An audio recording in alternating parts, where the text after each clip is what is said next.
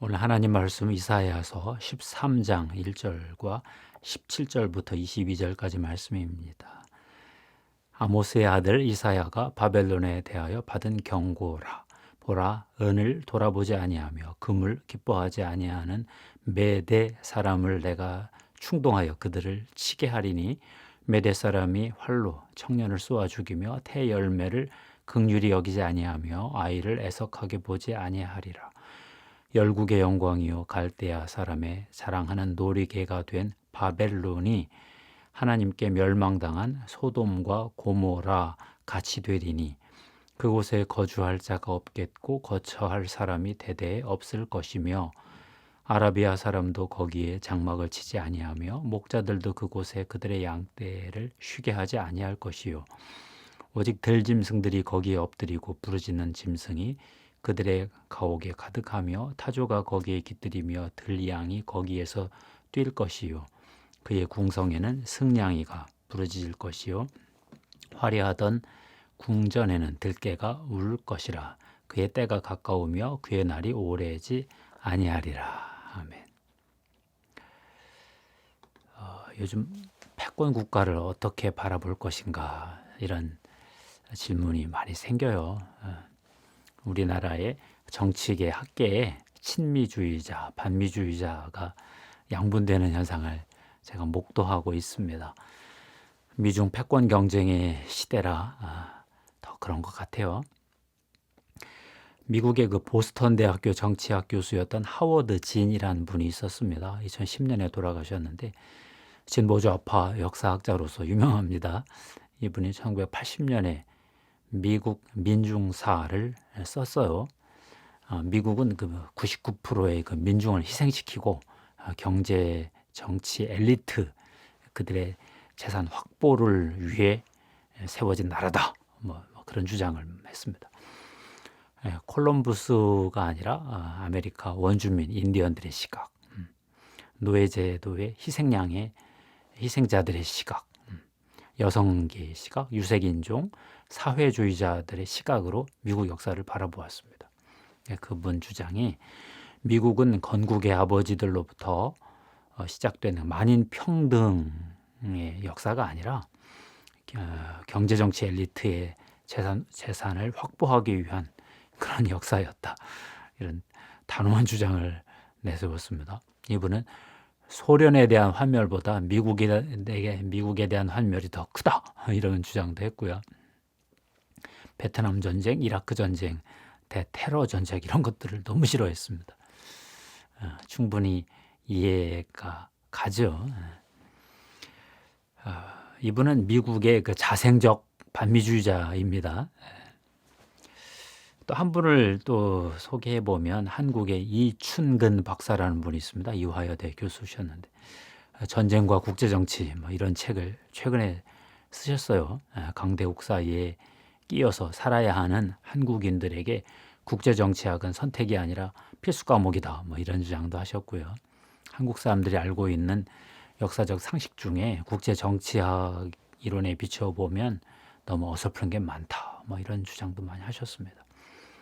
이분은 미국에 대해서 그래도 미국의 패권이 다른 나라 패권보단 좀 더 낫다, 우월하다 이렇게 평가하세요. 하드 파워보다는 소프트 파워에 가깝다. 이런 주장이죠. 나치 체제, 스탈린 체제, 일본 군국주의, 북한 정권 이런 전체주의 체제를 이렇게 제압하는데 미국 패권이 하나님께 쓰임을 받았다. 뭐 이런 어떤 그런 인상을 좀 받았습니다. 미국이라는 나라는 이렇게 패권을 추구해도 땅을 빼앗거나 이러지 않고 가치 동맹을 추구하기 때문에 상대적으로 소프트 파워로서 좀 견딜 만하다. 뭐 이런 주장입니다.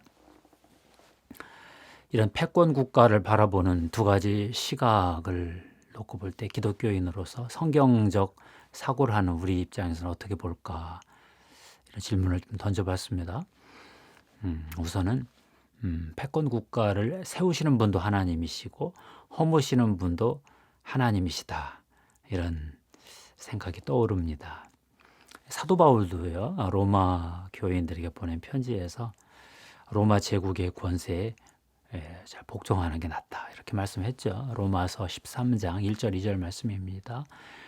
각 사람은 위에 있는 권세들에게 복종하라. 권세는 하나님으로부터 나지 않음이 없나니 모든 권세는 다 하나님께서 정하신 바라. 그러므로 권세를 거스르는 자는 하나님의 명을 거스름이니 거스르는 자들은 심판을 자취하리라. 이렇게 말씀했습니다.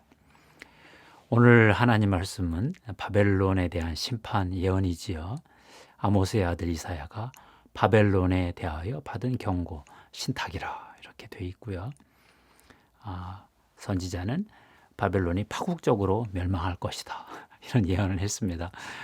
열국의 영광이요 갈대아 사람의 자랑하는 놀이개가 된 바벨론이 하나님께 멸망당한 소돔과 고모라 같이 되리니 바벨론은 얼마나 강대한 제국입니까? 그런데 소돔과 고모라처럼 될 거다. 이런 엄청난 얘기를 했어요. 더더구나 바벨론의 멸망이 굉장히 비참할 것이다. 이런 그 지역 아라비아 이런 사람들이 사는 터전이 더 이상 되지 못하고 동물들의 어떤 그런 서식처가 될 것이다. 이런 말씀이 쭉 계속 있지요. 도대체 바벨론이라는 나라가 어떤 나라입니까? 바벨론은 고바벨론, 신바벨론 이렇게 두 개로 나뉘어져 있습니다. 고바벨론은 BC 19세기부터 16세기까지 한 300년간 간 왕조인데요. 함무라비 법전으로 유명하신 함무라비 왕이 있던 왕조입니다. 신바벨론은요, 갈대아 왕조로 불리는데 BC 7세기부터 6세기까지 한 90여 년 동안밖에 존속하지 않은 그런 국가였습니다. 그런데도 불구하고 성경에는 남왕국 유다를 멸망시킨 나라로서 굉장히 자주 등장합니다.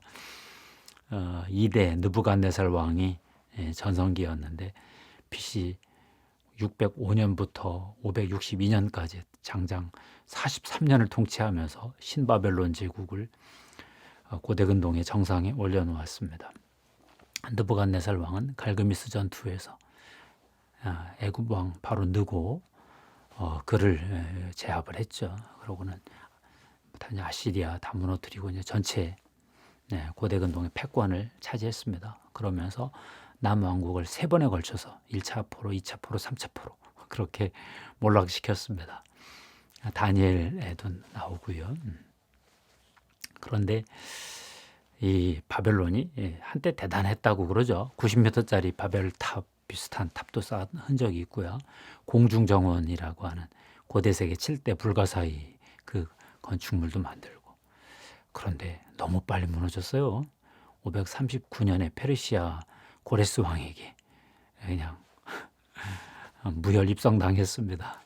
그러고는 역사에서 잠잠하게 사라졌는데 흙더미에 덮였다가 1896년 19세기 끝 무렵에 로베르트 콜데바이라고 하는 독일 고고학자 이 사람에 의해서 이렇게 발굴이 됐어요. 그 전까지는 다 그냥 소문만 있다가 고대 근동의 그 제국 패권들의 역사로 유명한 책이 조병호 목사님의 성경과 5대 제국이라는 책이죠. 애굽, 아수르, 바벨론, 그리스, 로마 이 5대 제국을 쭉 하는데 제가 그 책을 읽어보면서 제국들이 점점 좀 나아졌다, 좋은 조금이라도 더 공의로운 제국 쪽으로 패권이 넘어갔다 하는 걸 발견했어요.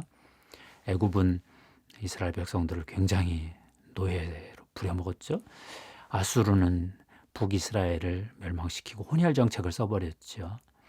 바벨론은 그래도 인재들 데려다가 세계에 자기들 경영에 써먹었죠. 다니엘도 써먹고 에스겔도 포로로 잡아가고 586년에는 왕창도 잡아가고 완전히 이렇게 그 멸절시키지는 않았던 것 같아요. 그리스 제국은 아무래도 헬레니즘 문명이니까 조금 더 나았고 로마 제국은 지금 우리가 봐도 대단한 문명 아니겠습니까? 이런 예비적 고찰에 비추어서 이제 성경 말씀으로 더 돌아가서 패권 국가 역사는 패권 국가 역사이고 우리에게 더 중요한 것은 하나님 나라 역사다. 이 말씀을 드리고 싶습니다. 패권 국가의 역사는요, 하나님 나라의 배경으로만 작용합니다. 중요하지 않은 것은 아니지만 하나님 나라보다 더 중요하지는 않습니다. 이 고대 근동의 이 패권 국가들은 유다 왕국을 멸망시키고 포로 상태에 두었죠.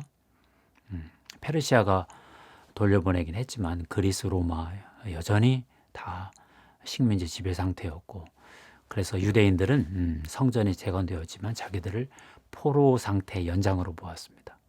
그래서 어떻게 하면 여호와 하나님이 자기들에게 다시 오셔서 다시 자기들을 회복시켜 줄까, 이런 꿈을 꾸었어요. 이런 기대, 소망을 갖고 있었습니다.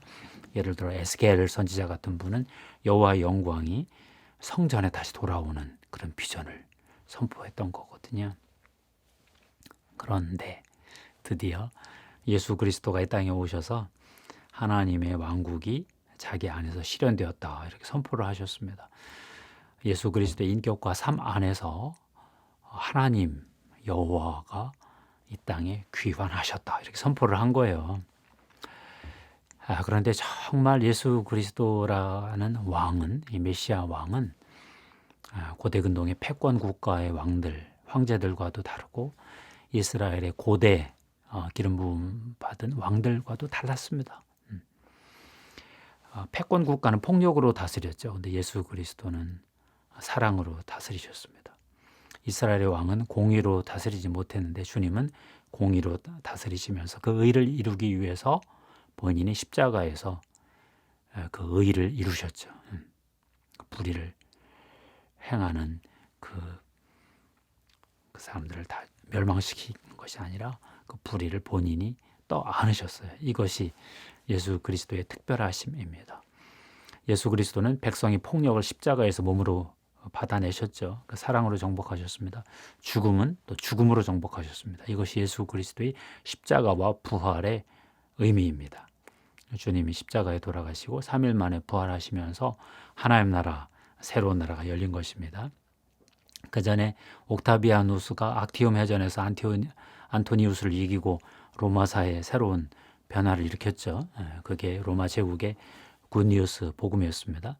예수 그리스도는 그것과 비교도 안 되는, 그것만큼 눈에 가시적으로 드러나지는 않지만 영의 세계에서, 눈에 보이지 않는 가시적 세계에서 죄와 사망의 권세를 허물어버리는 새로운 영적인 나라, 하나님 나라, 영적인 제국을 드디어 주님이 시작하신 것입니다. 이 부활은 이 세상을, 타락한 세상을 재창조하시는, 새 창조하시는 주님의 첫 번째 단계였습니다. 예수 그리스도는 이 세상을 회복시키는 하나님의 긴 프로젝트 중에 결정적인 그 단계에서 그 미션을 이루어내신 것입니다. 십자가 부활이 정말 놀랍습니다. 예수 그리스도 안에서 정말 로마 제국과는 비교도 안 되는 죄와 사망을 정복한 그 나라, 그 사랑의 나라가 시작된 것입니다. 부활은 정말 새 창조의 시작이었습니다. 나중에 새 하늘과 새 땅에서 예수님 재림하실 때 새 창조가 완성이 되겠죠. 근데 그때 부활 때 이미 시작은 한 것입니다. 그래서 신약 성경이 굿뉴스다, 놀랍다는 것이죠. 사랑하는 성도 여러분, 우리는 이제 예수 그리스도께서 이 땅에 오셔서 하나님 나라 시작하신 것과 주님이 마지막에 완성하실 그 종말의 때 그 중간쯤을 살고 있는 거죠. 교회는 선교의 시대입니다. 하나님 나라 역사, 시작된 하나님 나라를 끝까지 주님이 완성하실 때까지 거기에 동참하셔서 파트너로 참여하는 그런 시기를 살고 있습니다. 우리 하나님은 세상을 회복시키기 위해서 아주 집요하게 이스라엘 백성을 선택하시고 그들이 또 배교하니까 다시 또 예수 그리스도를 보내시고 성령을 부으셔서 교회로 하여금 이 일을 야곱야곱 2000년 동안 해오셨죠. 참 오랜 세월이 흘렀습니다. 전 세계에 하나님 복음이 많이 퍼졌습니다. 하나님의 프로젝트는 예수 그리스도 안에서 이미 성공하셨고 그 뒤에 교회를 통하여 계속 이루어졌습니다. 물론 교회가 실패를 많이 했죠. 교회가 하나님 나라를 자기 제국 시대 로마 제국하고 동일시하던가, 뭐 가톨릭 교회와 동일시하던가, 자기 민족과 동일시하던가, 이러다가 실수를 많이 했습니다. 사실은 친미주의, 반미주의 이런 논쟁도 있지만 미국이란 나라도 가장 기독교적인 국가이긴 하지만 대부흥이 엄청나게 일어났지만 그럼에도 불구하고 미국을 하나님 나라와 동일시할 수는 없는 것입니다. 미국이란 나라가 하나님 나라에 참여하고 기여하기 위해서는 미국 그리스도인들의 엄청난 희생과 참여가 필요한 거죠. 사실 미국이 한국도 선교했지 않습니까? 그건 미국 그리스도인들에게 넘길 문제고 이제 우리들의 문제입니다. 우리 한국 그리스도인들, 한국 교회 그동안 열심히 해서 이만큼 아시아에서 엄청난 일을 이루었는데 최근 휘청하고 있습니다. 정부하고의 갈등 관계를 어떻게 풀어가야 될지 지금 다들 긴장하고 있죠. 그럼에도 불구하고 우리 한국 교회에도 마찬가지입니다. 미국 교회와 똑같습니다. 하나님 나라에 참여하는 것입니다. 예수 그리스도가 시작한 그 하나님 나라 이 세상 회복 프로젝트, 하나님의 나라가 이 땅에 임하는 프로젝트, 이 땅의 불의를 하나님 나라의 정의로 공의로 바꾸는 프로젝트, 거기에 교회가 동참하는 것입니다. 단순히 복음만 전하는 게 아니라 사회에 적극적으로 들어가는 것입니다. 약자들 속으로 들어가는 것입니다. 대한 교육을 해내는 것입니다. 대한 비즈니스를 하는 것입니다. 대한 문명을 만드는 것입니다. 종말의 때가 가까이 왔다고 목소리들이 많죠. 그럴 때 예수 그리스도 재림을 기다리면서 휴거를 기다리면서 수동적으로 방어적으로 있는 것은 성경의 시각이 아닙니다. 그런 때일수록 더 하나님 나라 동참하고 하나님의 시각을 이루고 뭐 좀 받게 받으면 받고 요구도 먹으면 요구도 먹고 그래도 우리는 하나님 믿고 하나님의 세상 회복 프로젝트에 계속 가담하고 참여하는 것이 맞다. 저는 그렇게 보고 있습니다.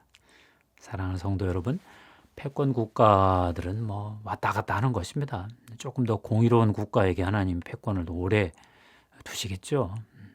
그래서 저는 전체주의 국가보다는 민주주의 국가의 패권이 좀 상대적으로 낮다고 하는 이충근 박사님 그 평가에 동의하는 편이고요. 그래도 우리는 또 영의 세계를 보는 사람들이니까 미국도 그렇게 안전한 나라는 아니다. 너무 친미주의 일변도로 갈 수도 없다. 미국 교인들에게 미국의 문제는 맡기고 우리는 한국의 문제, 북중러 한 번도 하나님께서 영광을 받아보시지 못한 이 지역에서 어떻게 하나님 나라 선교를 감당할까? 그런 걸 위해서 애쓰고 기도하고 하는 것이 한국 교회, 한국 그리스도인들의 몫이다. 아시아 선교의 한 축을 담당하는 하나님의 그 미션을 감당하는 것이 한국 교회의 몫이다. 저는 그렇게 보고 있습니다. 패권 국가들보다 예수 그리스도의 부활에서 시작된 하나님 나라를 더 집중적으로 바라보고 그 나라에 동참하는 한국 교회가 되기를 바랍니다. 기도하겠습니다. 하나님 감사합니다. 예수 그리스도 안에서 하나님 나라 시작해 주셔서 감사합니다. 그 주님의 하나님 나라가 이 땅에서 온전히 이루어질 때까지 한국 교회 일원으로서 한국의 그리스도인으로서 하나님의 그 미션을 이뤄낼 수 있도록 축복해 주시옵소서. 한국 교회가 한국 요즘 최근 정부와 마찰이 빈번해지고 있습니다. 지혜롭게 감당할 수 있도록 축복해 주시옵소서. 이데올로기로 감당하지 않고 하나님의 섭리로 하나님의 구속사로 감당하게 해 주시옵소서. 예수의 그리스도의 보혈을 뿌리고 덮습니다. 성령님 함께하여 주시옵소서. 기름 부어 주시옵소서. 감사합니다. 예수님의 이름으로 기도하옵나이다. 아멘.